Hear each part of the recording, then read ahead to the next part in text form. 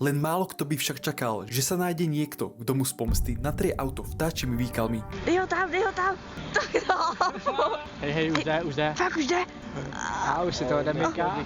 Jo, fuj. Na té ruce. To je fakt jak si k tomu ještě čuchne, ne? Jak čumí, ne? Jak neví.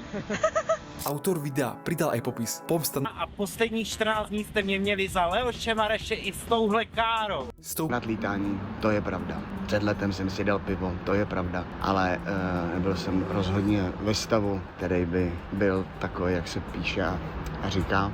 Ale my jsme letěli na dovolenou. Zaplatili jsme si biznis, protože jsme to chtěli mít pěkný. Ale my jsme nevěděli, že ten den je první let z Prahy do Dubaje. Takže to letadlo, kde my jsme si platili, bylo plný influencerů, kteří tam byli zadarmo. Jako děti různě. A tam byla takhle sedačka a tam ty sedačky jsou otočený proti. Takže já seděl a naproti mě sedačka, kde se střídali tyhle ty zaplacený děcka. A u toho si mě takhle furt točil. Jeden, druhý, pak přišel třetí, říkám, hele, to já jakoby nejsem součást tohohle výletu. Já jsem za to normálně zaplatil, jak jsem klid. Jako. Tak jsem to řekl. Po první, po druhý, po třetí. A pak jsem stál, šel jsem mu sebrat ten telefon, říkám, tam, tak jsem ho takhle vzal.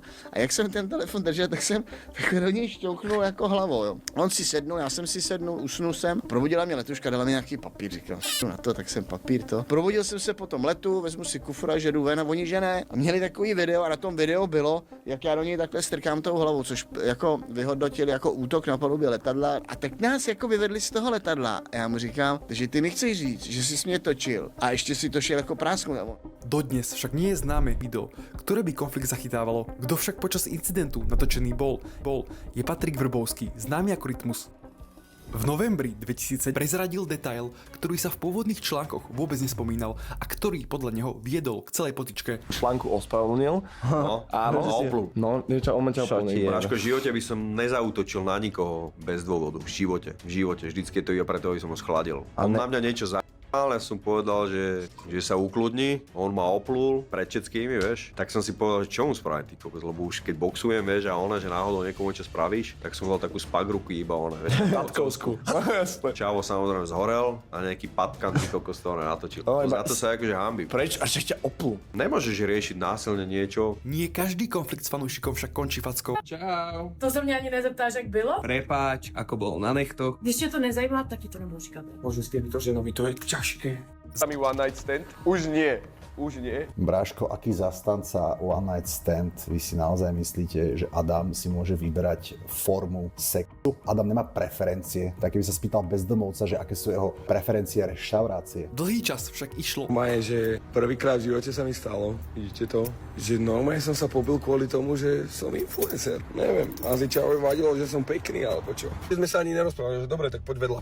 Išli sme vedľa, on mi zozadu najebal, tak som prišiel k tomuto. Hej, ja som sa otočil, hodil som ho na zem, ale tak boli tam 4, takže som si povedal, že nebudem sa tam s ním byť a už vôbec nie na zem, lebo však čo budú kopať do mňa. No tak jak som ho hodil na zem, tak som sa postavil a začal som tak cúvať smerom k policajtom. Polícia mu však pomôcť veľmi nemohla. Samotnú bitku nevidela a bez totožnosti útočníka nemohla nič viac urobiť. Tým sa to však neskončilo. Útočník za ním prišiel ešte 4-krát. Keď ho Adam zbadal, začal vytáčať číslo 158. Muž mu však telefón vytrhol priamo z ruky.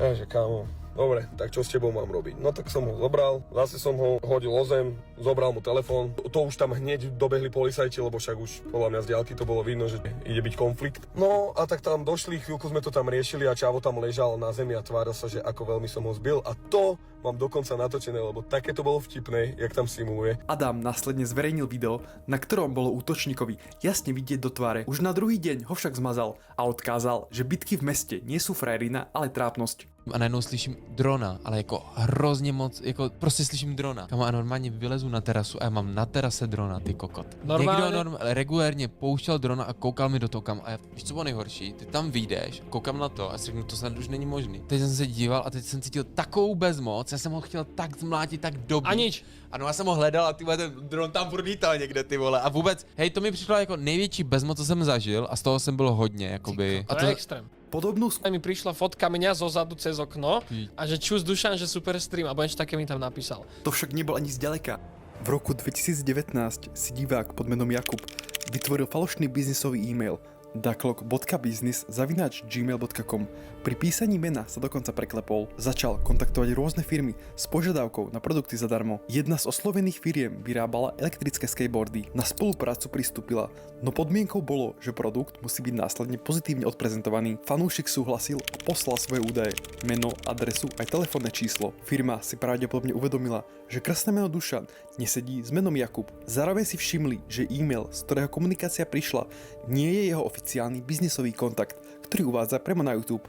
Firma preto kontaktovala priamo Dukloka a preposlala mu celú konverzáciu. Duklok následne zistil, že adresa uvedená v komunikácii patrí internátu, kde mal známeho. Opýtal sa ho preto, či tam nepozná niekoho menom Jakub. Poznal. Po získaní kontaktu fanúšika konfrontoval. Tak som mu napísal, že či si fakt myslel, že mu to prejde, že neviem, nemal som od toho veľké očakávania, mohlo ma to len prekvapiť, ak by to náhodou vyšlo. Aj keby ti to vyšlo a došiel ti ten board, tak ako prvá vec, čo chcú oni vidieť, je to video a píšu mi naspäť na mail, chápeš ma? Ako náhle by som nevedel o ničom takom, tak im napíšem, že scam, oni majú tvoju adresu, tvoje telefónne číslo, všetko si im dal a hneď by bolo vybavené. Duklok svojich fanúšikov spravil zákazníkov a dokonca si medzi nimi našiel aj. Preslávil sa najmä svojou hernou kariérou, no zároveň aj nečestným správaním. Už v tomto období sa o ňom hovorilo kvôli nevyplateným výhrám zo súťaží. Išlo však len o desiatky eur. V tom čase hrával aj s youtuberom Dodo. V konci roka 2018 predstavil Fortnite program Support a Creator. Keď hráč použil pri nákupe kód svojho obľúbeného tvorcu, 5% z hodnoty nákupu putovalo práve jemu. Dodo ešte nemal 18 rokov a preto si vlastný kód založiť nemohol. Spojil sa preto s Halienom a vytvorili spoločný kód. Aj keď mal Dodo približne 3-krát viac divákov, zárobky si delili na polovicu. Po dovršení plnoletosti sa však Dodo rozhodol osamostatniť a vytvoriť si vlastný kód. Peniaze sa však vyplácali s 3-mesačným oneskorením, čo Halien využil a rozhodol sa mu ich neposlať. Išlo približne o 400 000 českých korún, teda asi 16 000 eur. Dodo v pocite bezmoci zapol stream, na ktorom celú situáciu verejne opísal. No takže chci vám říct, že prostě Halien mě okradl a něco takového jsem tam říkal, jo. A přišel tam Artix a ten mi to pomohl vyřešit s Halienem, tak Halien mi to pak poslal ty peníze. Málo kto však čakal, že o niekoľko rokov neskôr sa bude riešiť oveľa vážnejšia kauza.